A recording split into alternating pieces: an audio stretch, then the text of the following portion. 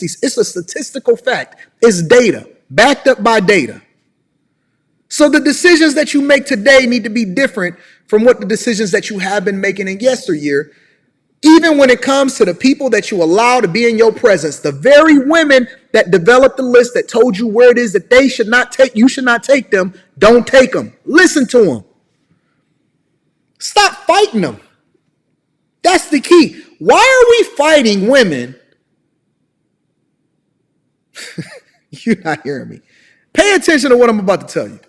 Why are we fighting women and trying to tell them what's best for them based off of what we know?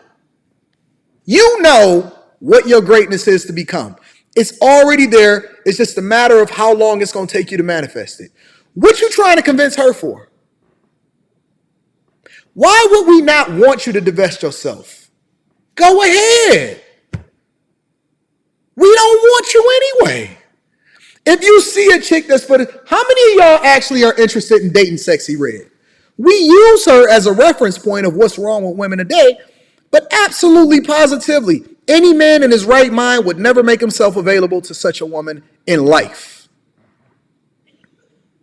How many of you are interested in a reborn again, revamped Black China? Have y'all seen Lil' Kim lately? I'm just going to be honest with you. Remember Lil' Kim on the poster? Remember when every guy wanted her? Remember when she was on that poster and she had the leopard print on her and all of that other type of stuff and she was gorgeous and she was perfect? That's the chick that you liked in high school.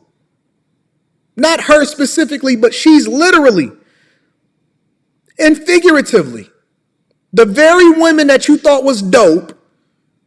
And then when you see her at a basketball game performing at halftime, that's what they look like later. That's their spirit on the inside. It's their spirit on the outside. It's their literal figure, right? They titties gonna drop. They gonna have all of that. The mommy makeovers that they keep getting, they bottom of their stomach gonna start to look like leather. All of that frying and all of that hair, them wigs, all of that, they ain't got nothing. Man, if you took them off, if you took it off right now, they would look like Harvey Dent after he got burned up in Batman. One side of them is when they 20. The other side of Harvey Dent, the two-faced part, is when they start to get a little older and hit the wall. All of that stuff got to come back to you. It all comes back to you. The decisions that they made early in life, the BBLs, you think you could just remove it and take out all of the injections and we supposed to see you differently? No, that don't happen. It don't happen. You can't re-hip the hips. You can't unleather the bottom of your stomach because you didn't. You can't unsee and undick all of the dicks that's been dicked in you. I'm just being for real, for real. Think about it for a minute. They two-face. They two-face. So why would you sit here and entertain a woman telling you and having a conversation with you about where it is that you need to take her? I look at it as a disqualification. She doesn't qualify to even be talking to me in the first place. I'm not even where the women that's for the streets are because they don't have access to me. They don't have access to me. I don't see them. They can't get in the same rooms that I'm in. They can't live in the same buildings that I live in. They can't get to my floor. It's security down there. It's security down there. Listen, I went to an event down in Dallas, right? And I was supposed to do a debate. And, I had my security with me and I had, 2-3 guys with me and I had my drivers and everything like that. Facts, it's all documented. You can see it on the vlogs. And, so I got to the venue and I was on time, right? Because I do things in order and in a certain type of way or whatever, so on and so forth. And when people weren't doing what they were supposed to do, or when I seen the quality of people, the minute that I seen that Sydney Star was supposed to show up or whatever, so on and so forth, I called my people. I had them look at the contract. I said, okay, it's time to go. Because this wasn't an interview. This was an event that I was actually supposed to show up for and do.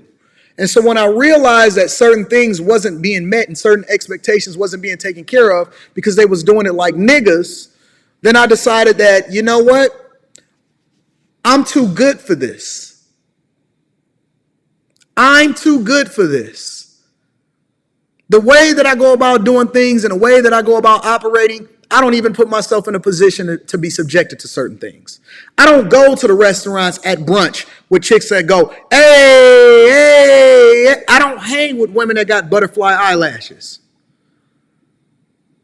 When I go out to an event, and I've done plenty of them, I've literally done tens and tens and tens of events from different platforms that I used to be on to platforms that I'm familiar with to even my own event. You know that I'm about business. I don't even make myself available to people that are not of a certain level and it's not of a certain caliber. I don't go to certain events. When I do that event, I'm out.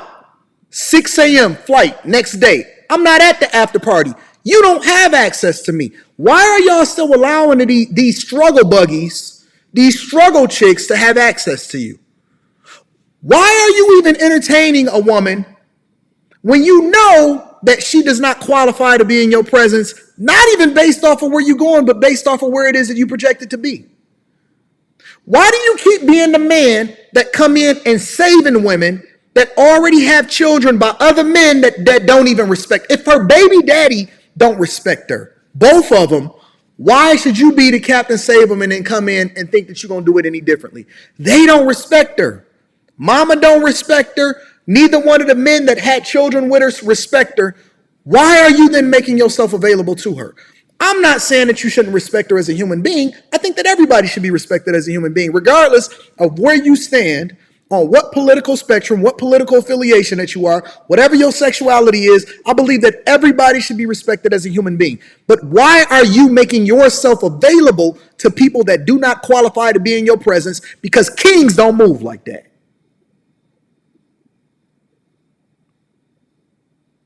This is your kingship. This is your legacy. This is what they're going to write about you. This is the thing that God is going to ask you. Did you do and follow my will? And were you fruitful and multiplied in the things that I gave you and all of the different talents? Or did you waste your talents and your money and your opportunities and your cock and your sperm and everything that you had that I gave you that made you unique? Did you waste it on a struggle buggy or a Build-A-Bear? Did you do what it is that I gave you? Did you use your talent to then mess it up? Or did you leverage what it is that I gave you in order to make yourself even greater than what I expected for you to be? And if you say, I did what it is that I could do, or I fell victim to it, then I don't see him saying, well done, my good and faithful servant. Come on in and take your crown. Seek ye first the kingdom of God and his righteousness, and everything else will be added unto you. Meaning that the money, the women, the opportunity comes with it. Did you have the character? Did you really embrace your kingship to actually get you to the point to where you don't even look at, or you're able to allow for your character to carry you where your talent is going to take you? You're going to have all of this money. You're going to have all of this opportunity. You're going to have all of this visibility. And are you able to handle the fame? Are you able to handle the money? Because it's coming with how great you're going to become. Do they qualify to be in your corner, or are you going to be John Morant? You LeBron or you Ja? Which one is it? You LeBron or you Ja? You a legend or you going to be Scottie Pippen?